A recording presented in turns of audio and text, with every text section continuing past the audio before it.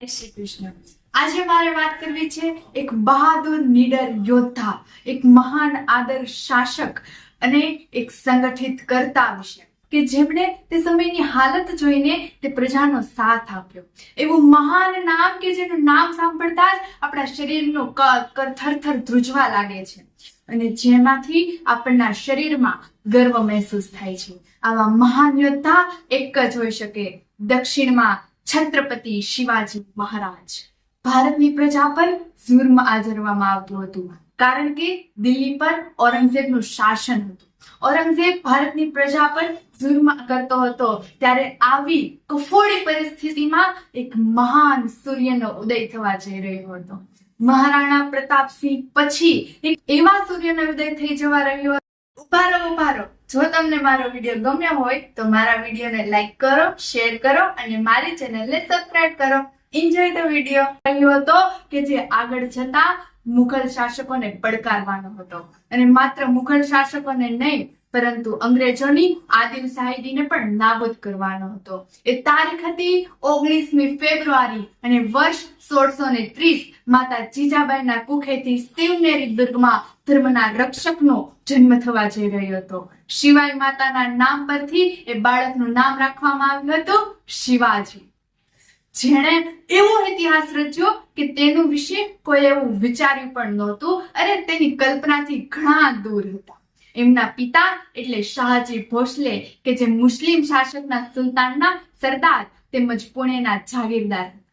માતા જીજાબાઈ તરફથી તેમને ધાર્મિક જ્ઞાન મળ્યું હતું। વીરોચિતની એવી વાતો જાણવા મળી હતી કે જેનાથી વીર ઉત્પન્ન થાય।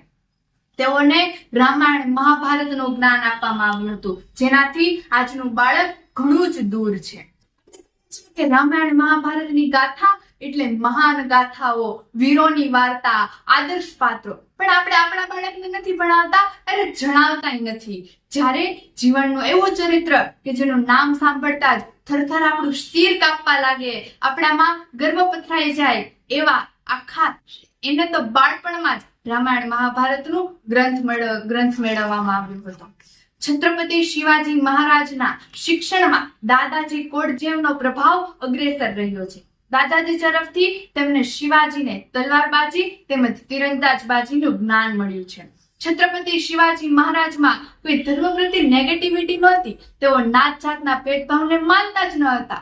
દરેકને સાથે લઈને ધર્મનો વિકાસ કરવો અને ધર્મના વિકાસમાં બીજા ધર્મનો અપમાન ન થાય તેનું પણ ધ્યાન રાખવું, આ હતા એમના મજબૂત મનોબળ, મૂળભૂત અને મહાન સિદ્ધાંતો। શિવાજી મહારાજ બાળપણથી જ ખૂબ જ બહાદુર, ચતુર, શૌર્યવાન અને નીડર હતા। શિવાજી મજબૂત તો હતા જ પણ તેઓ એમનામાં એક હૂફ નાખી એને એ ભાવોને એક સંગઠિત કર્યા, એક જૂથ કર્યા અને તેમનામાં એક હૂફ નાખી કે એક થાવ, મજબૂત થાવ।